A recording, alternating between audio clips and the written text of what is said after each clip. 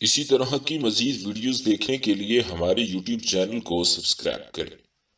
ناظرین، ہمارے معاشرے میں یہ رواج پایا جاتا ہے کہ شادی کی پہلی رات اگر دلہن کی شرمگاہ سے خون جاری ہوا اور دخول میں مشکل پیش آئی تو اس عورت کے کنواری ہونے اور پاک دامن ہونے پر محلول کرتے ہیں۔ بصورت دیگر اس پر زنا کی تہمت لگاتے ہیں۔ کیا شرمگاہ سے خون کا نکلنا اور دخول کے وقت مشکل پیش آنا کنواری ہونے کی علامت ہے؟ کیا شادی کی پہلی رات کو خون نہ آنا بد کرداری ہے؟ ناظرین، معاشرے میں اس طرح کی بہت سی باتیں سرگرم ہیں۔ یہ تحریراً مجبوراً آپ تک پہنچا رہا ہوں۔ اس کی ضرورت اس لیے پیش آئی کہ شب زفاف یعنی شادی کی پہلی رات بہت سے نوجوان یہ تصور کرتے ہیں کہ اگر لڑکی کو پہلی بار دخول کرنے سے خون نہ آئے تو وہ بد کردار ہے، یا پہلے کسی سے جنسی تعلق قائم کر چکی ہوگی، وغیرہ وغیرہ۔ شادی کی رات زائد خون آنا یا خون کا بالکل نہ آنا، کبھی جنسی ملاپ نہ ہونے کی صورت میں متعلقہ عورت کو کنواری کہا جاتا ہے۔ ہمارے معاشرے میں کنوارا پن کو مثبت خیال کیا جاتا ہے اور توقع کی جاتی ہے کہ شادی کی رات عورت کنواری ہوگی، ماں سوائے یہ کہ متعلقہ عورت کی یہ دوسری شادی ہو یا وہ مطلقہ یعنی طلاق یافتہ ہو۔ اس توقع کے نتیجے میں متعلقہ عورت پر بہت دباؤ ہوتا ہے۔ بعض عورتیں جانتی ہیں اور بعض عورتوں کو علم نہیں ہوتا کہ جسمانی طور پر کنواری ہونے اور شادی کی رات خون کے آنے یا دھبے آنے کے کیا معنی ہوتے ہیں۔ آئیے ہم جسمانی بناوٹ پر مختصراً کچھ تبادلہ خیال کرتے ہیں۔ عورت کی فرج کے منہ پر ایک باریک غلاف ہوتا ہے جسے پردہ بکارت کہا جاتا ہے۔ یہ غلاف فرج کے منہ کو جزوی طور پر ڈھکتا ہے۔ لڑکیوں کو بلوغت شروع ہونے کے بعد ماہواری آنے لگتی ہے، لہٰذا ماہواری کے خون اور رطوبتوں کو باہر آنے کے لیے راستے کی ضرورت ہوتی ہے۔ لہٰذا عام طور پر پردہ بکارت فرج کے منہ کو جزوی طور پر ہی ڈھکتا ہے۔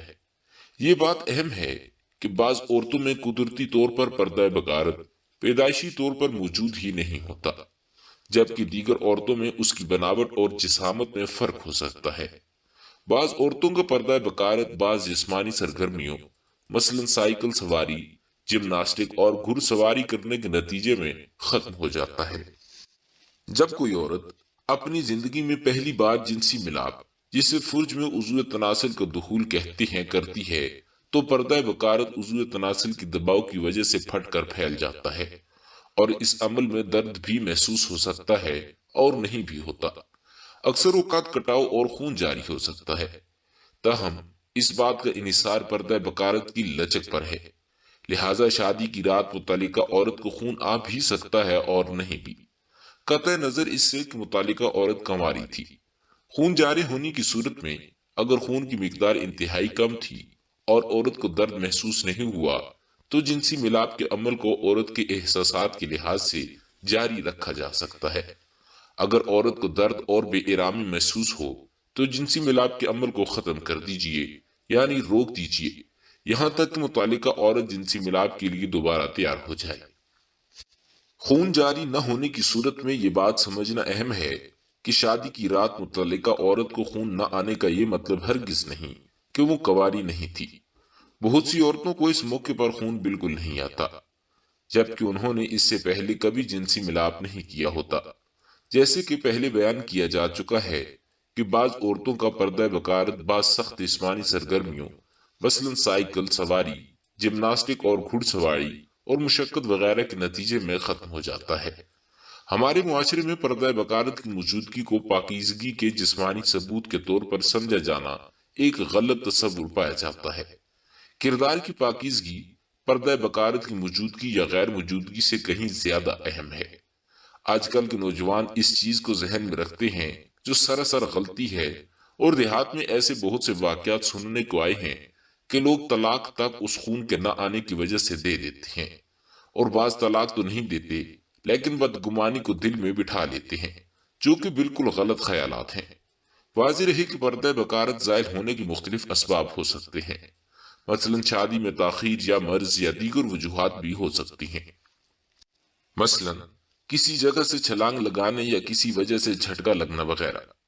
نیز بغیر ثبوت شرعی کے کسی مسلمان مرد یا عورت پر بدکاری یا ناجائز تعلق کی تہمت لگانا حرام اور کبیرہ گناہ ہے۔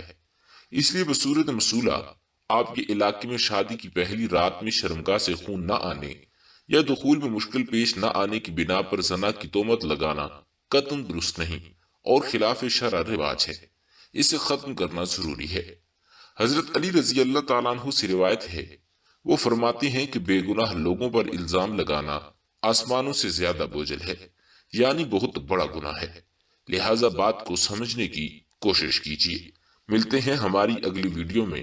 خدا رب العزت آپ کا حامی و ناصر